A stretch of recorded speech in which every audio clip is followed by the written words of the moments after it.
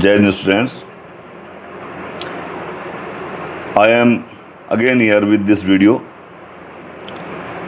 In the first video, we have discussed about what are the integers, how many types of integers are there, the representation of integers on number line, and we have covered just exercise 1.1. Now, in this video, we will discuss the properties of integers. Properties of integers. तो हम लेके चलते हैं सबसे पहले properties of addition of integers. तो इसमें जो पहली प्रॉपर्टी है that is your closure property. क्या कहती है क्लोजर प्रॉपर्टी? कि sum of two integers is always an integer. कि दो इंटीजर का सम हमेशा एक इंटीजर होता है. Example 2 + 3 both are integers. When we will add them we get 5. तो दोनों का सम 5 आ रहा है.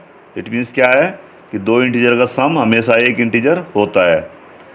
The second one is commutative property. क्या है ये कम्यूटेटिव प्रॉपर्टी? कि we can add any two integers in any order. कि हम किन्हीं दो इंटीजर्स को किसी भी ऑर्डर में ऐड कर सकते हैं. Suppose we have two integers 2 and 3. तो we can add them like 2 + 3 और 3 + 2. We have change the order of integers. The result हमेशा क्या आ रहा है? 5. The third one is associative property.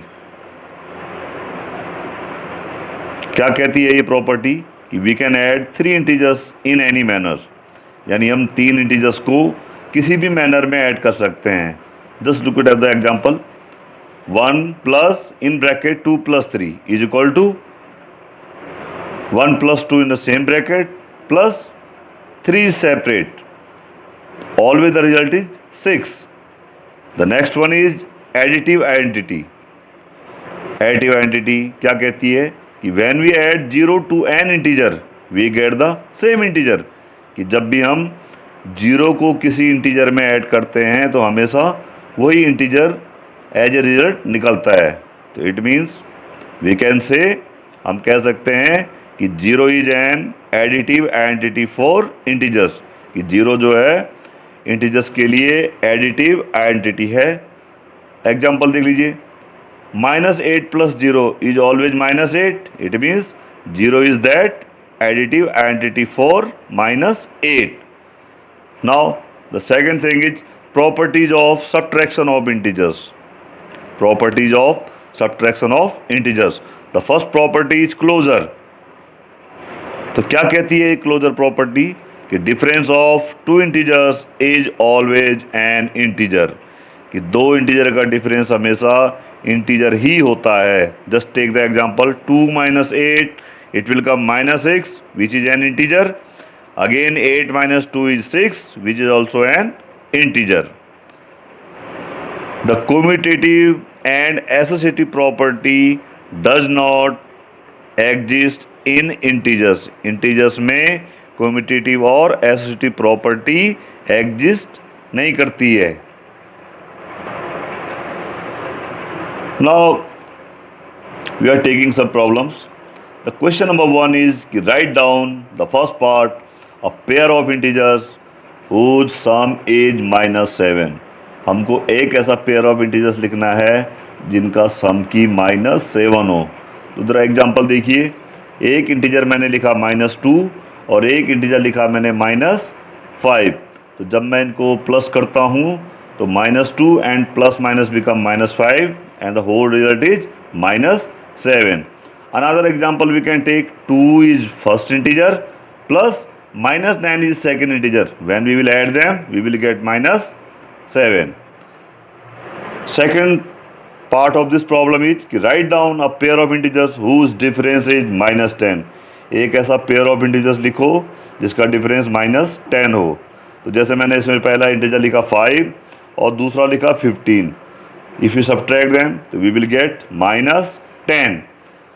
Third part of this problem is write down a pair of integers whose sum is 0. तो just take मैंने एक integer लिखा 8 और दूसरा लिखा -8, दोनों को ऐड करूंगा तो 0 आएगा। Okay, now D part of this question, write down a positive and a negative integer whose sum is -5। आपको एक पॉजिटिव इंटीजर लिखना है और एक नेगेटिव इंटीजर लिखना है जिसका सम क्या हो जाए, -5 आ जाए। तो एक इंटीजर मैंने लिखा 7 और एक इंटीजर मैंने लिखा -12। If you will add them तो 7 + -12 is -5। Now the E part of this problem, क्या है ई पार्ट? ये कहता है कि write down a negative and a positive integer whose difference is -3। आपको एक पॉजिटिव इंटीजर लिखना है और एक नेगेटिव इंटीजर लिखना है। कंडीशन क्या है कि दोनों का डिफरेंस -3 होना चाहिए। तो सपोज मैंने एक इंटीजर लिखा -1, ये नेगेटिव इंटीजर है, और दूसरा इंटीजर लिखा मैंने 2, तो -1 ब्रैकेट -2, तो what it will become, -1 -2 and this will become -3. So this was question number 1. Now we have the another topic for this chapter, that is multiplication of integers. Integer का multiplication कैसे होता है? The first thing is this, कि multiplication of A positive and a negative integer is negative. एक positive integer और negative integer का जो multiplication होता है वो हमेशा नेगेटिव होता है। जैसे 4 × -5 इज -20 एंड -7 × 6 इज -42। नाउ दूसरा, कि multiplication of 2 negative integers is positive, कि 2 नेगेटिव इंटीजर्स का मल्टीप्लिकेशन हमेशा पॉजिटिव होता है। जैसे एक इंटीजर है -2 और दूसरा है -7, when we will multiply them we will get 14. And another example is this, one integer is -10, another is -4, when we will multiply them we will get 40. It is okay. Now we have these questions, कि now find the values of the following. The first part is 2 × -3 × -4. Now just look here, अभी मैंने कहा है कि 2 negative integer का product positive होता है, तो क्या हो जाएगा, -3 और -4 का प्रोडक्ट कितना हो गया, जस्ट टेक इट 2 और 1 प्लस दोनों नेगेटिव हैं, इनका प्रोडक्ट कितना हो गया 12, और बाद में ये सॉल्व करके कितना हो गया 24। दूसरा देखिए आप, ये है कि 2 का प्रोडक्ट कितना हो गया, 2 नेगेटिव का पॉजिटिव, तो कितना हो गया पहले वाले का 2, और दूसरा क्या था -3, इट विल बिकम -6। अब देखिए यहाँ पे ये पहले 2 हैं आपके, -1 × -2 दोनों नेगेटिव हैं तो प्लस हो गया इनटू, और इनको देखिए आप दोनों को, -3 × -4 दोनों नेगेटिव हैं, फिर कैसा हो गया ये प्लस, तो कितना हो गया ये 12, तो दोनों का कितना प्रोडक्ट हो गया 24। अगेन लुक, ये पहले 2 का प्रोडक्ट कितना हो गया -1 -2 का 2, और फिर एक नंबर है -4, when you will multiply you will get 2 4 जा 8, -8 will be there, -8 will be there. Now we have the another property of integers, that is properties of multiplication of integers. तो इसमें भी जो पहली प्रॉपर्टी है दैट इज क्लोजर। तो what is this closure property of multiplication of integers, कि product of 2 integers is always an integer, कि 2 integer का प्रोडक्ट हमेशा इंटीजर ही होता है। You can just look at this example, one integer is -2, another is 7, when we will multiply them we will get -14. It's okay. Now the second is commutative property. So what is the statement of this commutative property, कि we can multiply any 2 integers in any order, कि हम जो है किन्हीं भी 2 integers का multiplication किसी भी ऑर्डर में कर सकते हैं। जैसे -3 × 4 is equal to 4 × -3. We have just changed the order of integers. The result is same, that is -12. The third property is associative property. तो we can multiply 3 integers in any manner.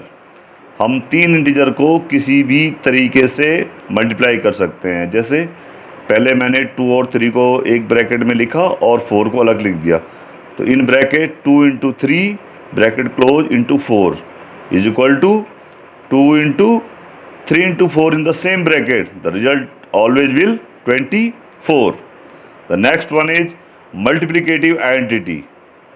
तो क्या कहती है multiplicative identity कि when we multiply 1 to an integer we get the same integer, कि जब हम 1 से किसी भी इंटीजर को मल्टीप्लाई करते हैं तो हमें वही इंटीजर मिल जाता है। It means we can say कि the integer 1 is a multiplicative identity for integers, कि 1 जो है हर किसी इंटीजर का मल्टीप्लिकेटिव आइडेंटिटी है।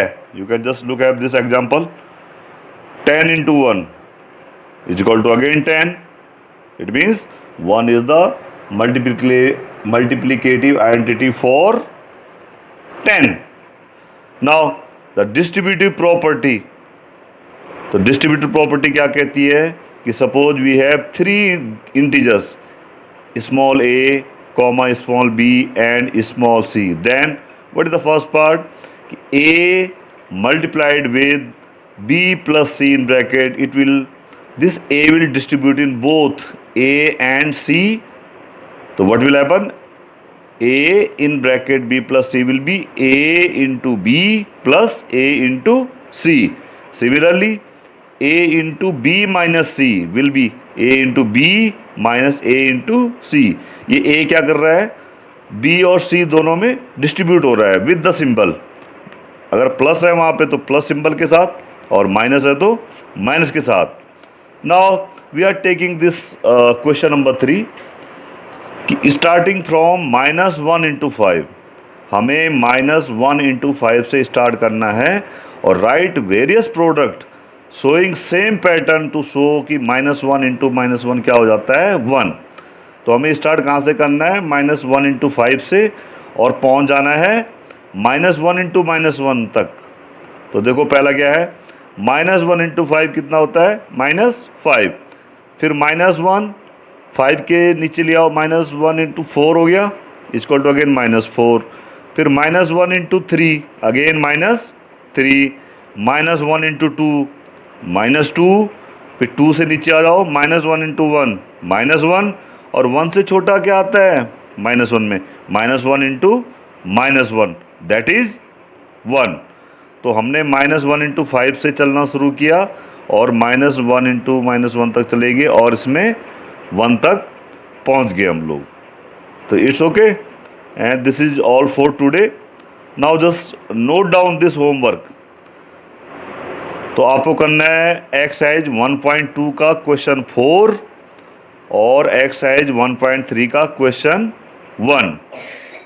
तो आपको जो भी ये काम वीडियो में दिखाया जा रहा है ये आपने अपनी नोटबुक में भी नोट करना है, और ये जो नोट्स हैं आपको ये आप अपनी नोटबुक में नोट कीजिए, और ये जो होमवर्क्स हैं ये आपकी एनसीईआरटी बुक के क्वेश्चंस हैं। तो यही क्वेश्चन आपको लगातार करने हैं, और अभी दूसरा वीडियो मैं आपको 2 दिन बाद फिर दूंगा। तो thank you for watching this video. Thank you very much.